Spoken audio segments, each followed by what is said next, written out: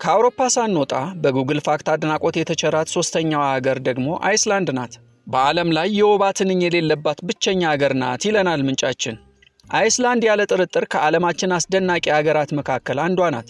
የተፈጥሮ ሀብቷ፣ ባህሏና ያላት ታሪክ ይህችን ሀገር የተለየች እንድትሆን አድርጓታል። ሀገሪቷን የመጎብኘት ዕድል ያገኘ ማንም ሰው ሀገሪቷ ሁሉም ነገር አላት ይላል። በዓለማችን 3500 አይነት የወባ ትንኝ አይነቶች ይገኛሉ። ብዙዎቻችን የማናውቀው እውነት የወባ ትንኝ በእርግጥ ለብዝሃ ሕይወት አስፈላጊ ነፍሳት መሆኗን ነው። ትንኟ የማትገኝበት አካባቢ እነዚህ ትንኟን የሚመገቡ ነፍሳትም አብረው ይጠፋሉ። ስለሆነም በአይስላንድ የወባ ትንኝም ሆነች እነዚህ ነፍሳት አይገኙም ማለት ነው። ዋናው ምክንያት ደግሞ የአየር ንብረቱ ለወባ ትንኟ በፍጹም ስለማይስማማ ነው ይለናል የመረጃ ምንጫችን ጉግል ፋክት።